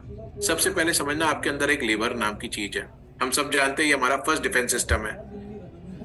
ये अपने अंदर बहुत सारा ग्लूकोज स्टोर करके रखता है, बहुत, कि जब ऊर्जा की जरूरत होगी तो मैं रिलीज कर दूंगा, और ये टाइमली इसको रिलीज भी करता रहता है। तो ऑटोमेटिकली ब्लड में क्या होता है, शुगर की स्पाइक्स आती रहती है, शुगर की स्पाइक्स आती रहती है। हमारा दोस्त ही हमारा दुश्मन बन जाता है, जिसको आप बोलते हैं। तो सबसे पहले न्यूट्रासोलिन ये चीज रोक देगा, स्टॉप कर देगा, इसी चीज को रोक देगा। तो आपके ब्लड में अननेसेसरी स्पाइक नहीं आएगी। क्यों? अगर आपके ब्लड में स्पाइक आएगी तो कौन सी चीज एक्टिवेट हो जाती है? पैंक्रियास। पैंक्रियास की मजबूरी है कि जैसी शुगर बनेगी, पैंक्रियास को रिलीज करना पड़ेगा क्या? इंसुलिन। तो ये तो कभी रेस्ट ही नहीं कर रहा। तो जब अब यहाँ पर जब पैंक्रियास को ये चीज नहीं करनी पड़ेगी, जब ये चीज स्पाइक्स नहीं बनेगी, तो पैंक्रियास ऑटोमेटिकली किस मोड में आएगा? रेस्ट मोड में आएगा। और जब पैंक्रियास रेस्ट मोड में आएगा तो ये अपने आप को रिपेयर भी करने लग जाएगा। इसलिए बोलते हैं हिंटोनिया लैटिफ्लोरा यानी न्यूट्रासोलिन जो है आपके पैंक्रियास के बीटा सेल्स को रिपेयर करने में आपकी मदद करता है। तो एक यहाँ से हेल्प कर रहा है, एक यहाँ से हेल्प कर रहा है, और तीसरी हेल्प क्या है कि जो भी आप कार्बोहाइड्रेट्स खा रहे हैं टीम, आप जो भी कार्बोहाइड्रेट्स खा रहे हैं, जो भी खा रहे हैं, ठीक है, वो किस फॉर्म में आया था? वो कार्ब्स कन्वर्ट होते हैं किसमें? ग्लूकोज में। तो ये क्या करता है, इस कार्ब्स का जो कन्वर्जन है ग्लूकोज में, इसको बहुत ही स्लो डाउन कर देता है, बहुत ज्यादा स्लो डाउन कर देता है, और बॉडी की जितनी रिक्वायर्ड है एनर्जी की, बस उतना ही करता है, और बाकी ये बॉडी से एक्सक्रीट कर देता है। और ये ऋषि नहीं बोल रहा है, ये इजी केयर नहीं बोल रहा है, ये जितेंद्र सर नहीं बोलेंगे या प्रमोद नहीं बोलेंगे, ये वो स्टडी बता रही है जो हिंटोनिया के ऊपर हो रखी है। तो ये इसको भी कर देता है, यानी डाइटरी कार्बोहाइड्रेट्स के ऊपर भी इसका कंट्रोल है। आपने किसी को न्यूट्रासोलिन दिया, बाहर जाके वो परोठा खा रहा है, पूड़ी आलू खा रहा है, बर्गर खा रहा है, पिज्जा खा रहा है, आपको तो पता ही नहीं है। तो ऑटोमेटिकली न्यूट्रासोलिन उसकी केयर कर लेगा, इनिशियली उसको केयर कर लेगा, नो नीड टू वरी। ठीक है, ये हो गया, यहाँ पे तीसरी चीज आ गई। चौथी चीज जो डायबिटीज में जो आप अनुभव करेंगे न्यूट्रासोलिन के साथ, वो मात्र 72 घंटे के अंदर, यानी 3rd डे, आप खुद, वो व्यक्ति आपको बोलेगा, पता नहीं सर आपने इसमें ऐसा क्या डाला है कि मेरी एनर्जी जो है वो नेक्स्ट लेवल पहुंच गई है, नेक्स्ट लेवल पहुंच चुकी है। वो ऐसे आपको खुद बोलेगा, क्लेम करेगा, और अगर आपने खुद कहा है तो आपको खुद महसूस होगा। क्यों? ये क्या करता है, ये जो पैरामीटर है ना, ये जितने भी आपकी मसल सेल्स है, और आपके जो एडिपोज सेल्स है, फैट सेल्स है, ये डायरेक्टली उनको ग्लूकोज पहुंचा देता है। डायरेक्टली ग्लूकोज, जो आपका कन्वर्जन होता है ग्लूकोज का, डायरेक्टली उनको पहुंचा देता है। इसमें उसको इंसुलिन की हेल्प नहीं चाहिए। वो क्या करता है, एक टेक्नोलॉजी होती है जिसको आप बोलते हैं GLUT4। बस एक वर्ड याद रख लीजिए, अगर याद रहे तो वेरी नाइस। तो वो हमारे हर सेल्स में है, हर मसल सेल्स में है। तो वो ऊपर आ जाते हैं और वो इंसुलिन रिसेप्टर जैसा मुंह बना लेते हैं, और ग्लूकोज एंटर कर जाता है। तो इमीडिएट आपको ऊर्जा मिलना भी शुरू हो जाती है। तो आपको इतना बड़ा गुम जाम के पैंक्रियास से सिक्रेशन वगैरह करने की जरूरत नहीं होता। तो अब ये न्यूट्रासोलिन में ये क्या चीज है ऐसी जो कर रहा है? तो न्यूट्रासोलिन के अंदर 5 पॉलीफिनोलिक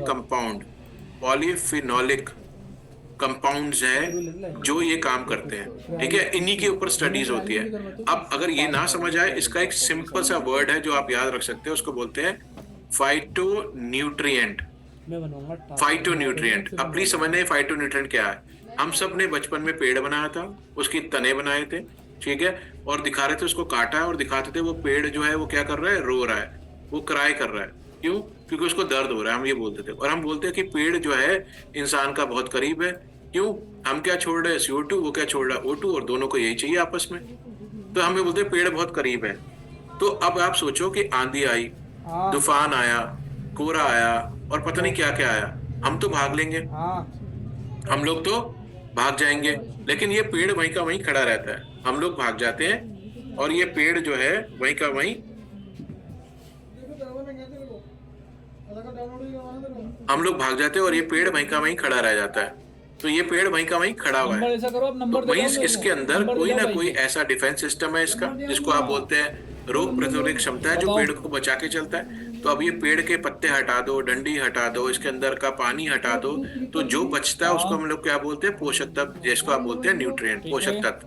कि उस पेड़ के वो क्या नाम है पोषक तत्व इसका? है जो पेड़ को डिफेंस देते हैं, उसको हर चीज से बचा के चलते हैं। OTP ये नहीं उसकी पास आ गया? ताकत है, पेड़ की ताकत है, जिसको हम बोलते हैं पेड़ के पोषक तत्व, जिसको आप इंग्लिश में बोल सकते हैं न्यूट्रिएंट। और फाइटो का मतलब क्या होता है? प्लांट। फाइटो का मतलब क्या होता है? प्लांट। यानी प्लांट, फाइटो मतलब प्लांट और न्यूट्रिएंट्स मतलब उसके पोषक तत्व, और वहां से ये वर्ड बनता है फाइटो न्यूट्रिएंट्स, जिसको आप एडवांस फॉर्म में बोल सकते हैं। 5 पॉलीफिनोलिक कंपाउंड है न्यूट्रासोलिन के अंदर। 5 पॉलीफिनोलिक कंपाउंड है जो हमारे ब्लड ग्लूकोज मैनेजमेंट में हमारी बहुत मदद करते हैं। अगर हम प्री डायबिटीज की बात करें तो प्री डायबिटीज को हम जड़ से हटा सकते हैं, जड़ से, क्योंकि ये प्री डायबिटिक पेशेंट जो है ये आने वाले टाइम में डायबिटिक बनेगा ही बनेगा, या बनेगी ही बनेगी। और न्यूट्रासोलिन इतना दमखम रखता है कि वो इसको हटा सकता है। और जो यूरोपियन स्टडी आपके साथ लोगों ने शेयर करी है, उसमें तो लोगों का जो इंसुलिन पे लोग चल रहे थे उसका इंसुलिन बंद हो गया, और जो टाइप 2 डायबिटीज थे वो एक नॉर्मल उसमें आ गए, वो टाइप 2 डायबिटिक पेशेंट नहीं रहे। समझ रहे? वो एक नॉर्मल व्यक्ति की लाइफ जीने लग गए। और सब में एक चीज बहुत इंपॉर्टेंट थी, that was quality of life, सबकी इंक्रीज हुई। और सबसे ज्यादा इंपॉर्टेंट जो एक स्टडी आपके साथ शेयर होगी उसमें ये लिखा हुआ है कि ये आपकी किडनी के लिए और आपके लिवर के लिए बहुत सेफ है। और ये इंडिया का फर्स्ट ऐसा प्रोडक्ट है जो FSSAI जो है अप्रूव्ड है, अप्रूव्ड। और ये किस कैटेगरी में आता है फ्रेंड्स? ये आता है न्यूट्रास्यूटिकल्स में। और न्यूट्रास्यूटिकल्स मतलब क्या होते हैं? जो इक्वलेंट टू फार्मास्यूटिकल्स काम करते हैं। जो एलोपैथ वाले जो प्रोडक्ट्स काम कर रहे होते हैं बिल्कुल इक्वल, ये वो हर्ब्स होती हैं जो बिल्कुल उनको टक्कर दे रही होती है। तो फ्रेंड्स, न्यूट्रासोलिन जो है एक बहुत ही जबरदस्त ब्रांड है जो हम सबकी लाइफ को ट्रांसफॉर्म कर सकती है। हमारे अपने जो डिस्टर्ब है इन सब चीजों से उनको हम वापस ला सकते हैं। अब देना कैसे है? डोजेस। अगर कोई व्यक्ति प्री डायबिटिक है, ओबीज है, फैटी लीवर के साथ चल रहा है, थायराइड के साथ चल रहा है, PCOD के साथ चल रहा है और अभी कोई मेडिसिन नहीं ले रहे, they are on no medicine, वो कोई भी प्रकार की मेडिसिन नहीं ले रहे हैं अभी, लेकिन उनको लग रहा है कि वो लिथार्जी फील कर रहे हैं, आलस फील करते हैं, बैठे बैठे सो जाते हैं, मोटापा सा आ रहा है, सुस्ती बहुत आ रही है, ब्रेन फॉग बना रहता है, बार बार पेशाब आ रहा है, प्यास बहुत लग रही है, भूख बार बार लग रही है, गले में स्किन टैग्स आ रहे हैं, ठीक है, और गले के पीछे लाइनें आ रही है, काली काली लाइनें आ रही है, अंडर आर्म्स बहुत डार्क हो गए, इन्फेक्शंस बहुत जल्दी आ रहे हैं। तो ये सारे लोग हैं जो प्री डायबिटिक वाले फेज में आते हैं, ठीक है। तो जब प्री डायबिटिक की बात करें तो उस व्यक्ति को मॉर्निंग में ब्रेकफास्ट से 5 मिनट पहले, बिफोर 5 मिनट्स पहले, ठीक है, बिफोर, उसको न्यूट्रासोलिन का 1 कैप्सूल ले लेना है, न्यूट्रासोलिन का 1 कैप्सूल ले लेना है। और वहीं पे रात को उसको 5 मिनट पहले 1 कैप्सूल ले लेना है, ठीक है। ये इसको कब तक करना है? मिनिमम 3 मंथ तक, 3 महीने तक। उसको रिजल्ट तो 3rd डे से ही मिलना शुरू हो जाएंगे, जो वो समझना चाह रहा है या चाह रही है, 3rd डे से ही उसको मिलेंगे, लेकिन मिनिमम उसको बोलना ये कोर्स 3 महीने तक का कर लीजिए मिनिमम, तो उसको बहुत फायदा मिलेगा। और जब वो उसके बाद अपना ब्लड ग्लूकोज टेस्ट करा रहे होंगे या कुछ भी होंगे तो उनको देखेंगे वो रीडिंग्स तो शानदार है और बहुत अच्छा है। सबसे मेन चीज, इनकी भी क्वालिटी ऑफ लाइफ बहुत इंप्रूवमेंट उनको दिख जाएगा फ्रॉम 3rd डे ओनली, ठीक है। अब कोई व्यक्ति ऐसा है जो प्री डायबिटिक स्टेज पार कर चुका है और आज वो टाइप 2 डायबिटीज पे आ चुका है या आ चुकी है टाइप 2 डायबिटीज पे, और हो सकता है वो OHA में चल रहे हैं। OHA का मतलब क्या होता है? गोली कैप्सूल्स में चल रहे हैं, जिसको आप बोलते हैं ओरल हाइपोग्लाइसेमिक एजेंट्स, OHA, ठीक है। या हो सकता है वो इंसुलिन में चल रहे हैं, जिसको आप बोलते हैं इंजेक्शंस, वो इंजेक्शन में चल रहे हैं। अब इनके साथ क्या करना है, इसके लिए प्लीज ध्यान दीजिएगा। सबसे पहली चीज, न्यूट्रासोलिन जो है वो ऐड ऑन है, प्लीज समझिएगा। आप कोई रिस्क नहीं लेंगे, कोई जरूरत नहीं है रिस्क लेने की, ठीक है। एड ऑन है, एड ऑन मतलब क्या होता है टाइम नहीं मिल कि जैसे सपोज सुबह का टाइम है और ये व्यक्ति जो है गोली लेता है, इंजेक्शन लेता है, तो आपने बोलना है जो आप ले रहे हैं वो लेते रहिए, फाइल जाएगी। प्लस आप साथ में हमारा न्यूट्रासुलिन ऐड कर दीजिए 5 मिनट पहले, और रात को भी आप न्यूट्रासुलिन ऐड कर दीजिए, और जो आप लेते हैं वो लेते रहिए उसी फॉर्म में। लेकिन उससे पहले आप फास्टिंग, पीपी और HbA1c की रिपोर्ट हमारे साथ शेयर कर दीजिए, और उसके बाद बोलना 3 दिन में आपको बहुत अच्छा लगेगा। आफ्टर फर्स्ट वीक जाना नहीं हुआ आप तो- दोबारा से फास्टिंग करा लीजिएगा, जाना नहीं हुआ। फिर से, ठीक है, फास्टिंग करा लेना, और आपका जो बेस्ट डॉक्टर था आप उसको संपर्क करेंगे। प्लीज हमें किसी डॉक्टर को नीचा नहीं दिखाना, ना कुछ करना है। We are not into that business. हम लोग एक बहुत बढ़िया गेम खेल रहे हैं जो बहुत अच्छा है सबके लिए। तो वो उस डॉक्टर साहब को कॉल करेंगे और वो डॉक्टर साहब को बताएंगे sir I am feeling good, मैं अभी ये वाली डोजेस ले रहा हूँ, now what to do, now what to do. तो डॉक्टर साहब बोलेंगे हो सकता है अभी कुछ फ्लक्चुएशन आया हो और देख लेते हैं। उनको बोलना फिर 15 दिन बाद फिर से अपनी रिपोर्ट बताएंगे, तो आप देखेंगे आपका जो यूनिट है वो गिर चुका होगा इंसुलिन का, आपका जो टैबलेट है अब आपको जो है उतना ब्लड शुगर लेवल भी आपका बहुत नॉर्मल आ रहा होगा। अब आप इस डॉक्टर साहब को दोबारा कॉल करेंगे या मिलना हो मिल आ सकते हैं कि सर अब मेरी शुगर इतनी हो गई, क्या मुझे कंटिन्यू, तो ऑटोमेटिकली फ्रेंड्स डॉक्टर साहब ने कुछ वो नहीं किया हुआ कि नहीं आपको खिलाना, वो ऑटोमेटिकली आपकी डोज रिड्यूस करने लग जाएंगे। तो यानी रिड्यूस कौन करेगा? वो डॉक्टर साहब करेंगे, आप खुद नहीं करेंगे। और अगर आप बहुत टाइम से दवाई ले रहे हैं और अब आपके पास कोई डॉक्टर नहीं है तो इजी केयर बहुत ब्लेस्ड है, हमारे पास ऐसे ऐसे डॉक्टर्स हैं जो हम आपकी मदद कर सकते हैं। They will help you friends, as a colleague वो आपकी हेल्प करेंगे। आप कोई टेंशन मत लीजिए, आप उनकी सलाह से भी अपना डोज जो है टाइट्रेट करा सकते हैं। मतलब आपका कहने का मतलब है आप सेल्फ डॉक्टरी मत करिएगा, take help of doctor, and धीरे धीरे धीरे धीरे आप देखेंगे मिनिमम 3 महीने के अंदर हो सकता है कोई सी भी एलोपैथी मेडिसिन हो या कोई भी मेडिसिन हो वो ऑटोमेटिकली बंद हो जाएगी। तो अब क्वेश्चन यहाँ पे ये अराइज होता है कि सर ये 3 महीने तक देख लिया, अगर किसी की लॉन्ग शुगर है, ज्यादा शुगर है, तो 6 महीने ले लो यार। 10 साल अगर उसने अपनी शुगर को दे दिया, 20 साल, तो 3 की जगह 6 आ गए। लेकिन 3 महीने से पहले तो मैं बोल रहा हूँ उसको फर्स्ट मंथ में ही उसको इतना अच्छा लगेगा कि वो कहेगा सर मेरे को कोई प्रॉब्लम नहीं, I can take for 3 month और 6 मंथ ऑल्सो, बट मुझे परफेक्ट होना है। तो जब आपने 3 महीने ये दे दिया, उसकी इंग्लिश मेडिसिन बंद हो जाती है 3 महीने बाद, ठीक है, आप बचे नेक्स्ट 3 मंथ, जो हमारे लिए सबसे ज्यादा इंपॉर्टेंट है फ्रेंड्स, सबसे ज्यादा इंपॉर्टेंट है। क्यों? क्योंकि यहाँ पे आप उसका प्योरली डाइट के ऊपर ध्यान देंगे। यहाँ पे आपने बोलना होगा सर अगर आप चाहते हैं कि न्यूट्रासुलिन को भी ब्रेक लग जाए, न्यूट्रासुलिन को भी ब्रेक लग जाए, तो sir you have to support us. वो कहेगा कैसे? बोलना है इसको मैनेज करना है, क्योंकि यहीं से सारा प्रॉब्लम था। वो कहेगा हाउ टू मैनेज? सर सबसे पहले वीट छोड़ दीजिए, सबसे पहले गेहूं को त्यागना होगा, चाहे कुछ भी हो जाए, सबसे पहले। तो ऐसे करके हम उसके साथ बैठ के उसका प्रॉपर डाइट चार्ट देंगे उन व्यक्ति को कि सर अब आप ये फॉलो करिए और एक बहुत हेल्दी एंड हैप्पी लाइफ जीना शुरू करिए विद द हेल्प ऑफ न्यूट्रासुलिन जो आपने इनिशियली शुरू किया था। और उसके बाद जब यहाँ पे आप डाइट के ऊपर काम करने लग जाओगे सर, तब आपको न्यूट्रासुलिन की भी जरूरत नहीं है और आपकी देखेंगे आपकी quality of life day by day improve होने लग जाएगी। अगर कुछ लॉन्गर ड्यूरेशन ऑफ टाइम है, किसी को 15 साल से 20 साल से है, तो हो सकता है वो 6 महीने प्लस 6 महीने 1 साल ले लीजिए, वो न्यूट्रासुलिन ले रहा होगा, लेकिन उसके बाद उसको जरूरत नहीं है। ये लाइफ लॉन्ग प्रोडक्ट नहीं है फ्रेंड्स, ये लाइफ लॉन्ग का प्रोडक्ट नहीं है। और आप सोचिए अगर आपने किसी एक व्यक्ति की लाइफ को ट्रांसफॉर्म कर दिया विद हेल्प ऑफ न्यूट्रासुलिन, तो आप खुद सोचिए कि वो कितने लोगों को जानता होगा जो इस चीज से पीड़ित है। तो न्यूट्रासुलिन इजी केयर का इस समय फ्रेंड हीरो प्रोडक्ट है, इसको पूरी शिद्दत के साथ दीजिए। सबकी आपकी नीति बिल्कुल क्लियर होनी चाहिए इसके साथ, आपकी नीयत बिल्कुल क्लियर होनी चाहिए इसके साथ। आप याद रखिए आप बहुत बहुत पुण्य का काम कर रहे हैं, आप सामने वाले की क्वालिटी ऑफ लाइफ इंप्रूव कर रहे हैं। आप कल्पना भी नहीं कर सकते, जिस फर्स्ट डे उसको मालूम पड़ता है ना कि उसे डायबिटीज हो गया, वो व्यक्ति उसी दिन जमीन के नीचे गड़ जाता है। उसे ये समझ नहीं आता कि what will happen to my family now, वो इस टेंशन में भी जी रहा होता है। और फैमिली को भी ये समझ नहीं आता कि हाउ टू सेव देम, क्योंकि कुछ है नहीं। बट न्यूट्रासुलिन ये बिल्कुल पलटवार कर देगा फ्रेंड्स, बिल्कुल पलटवार कर देगा। तो आपका अगर कोई भी क्वेरी होता है, कोई भी कुछ भी होता है, and if you want to understand more on Nutrasulin, जिसने आपको इनवाइट किया है, हमसे कांटेक्ट करिए। हम और इसको बार बार समझाएंगे, 50 बार समझाएंगे, and we are always with you. Please ध्यान रखना, आप खुद का डॉक्टर नहीं बनेंगे, आपके पास डॉक्टर साहब है, टेक हिज हेल्प। वो भी ये चाहते हैं कि आप भी इस खतरनाक बीमारी से जल्द बाहर आ जाइए, तो टेक देयर हेल्प। वो अपने आप डोज को रिड्यूस करते चले जाएंगे। एक दिन आएगा जब आप एलोपैथी से पूरी तरह से बाहर आ चुके होंगे, और उसके बाद आप जो है अपनी डाइट पे काम करिए और आप न्यूट्रासिलिन से भी बाहर आ जाइए। ओपनली बोल रहा हूं मैं। तो हमारा जो मेन रहेगा that is to improve quality of life. तो आपको अगर ये सारे रिजल्ट देखने हैं अपने ऊपर या किसी के ऊपर भी देखने हैं, तो प्लीज याद रखना, फर्स्ट स्टेप बिल्कुल मिस मत करना।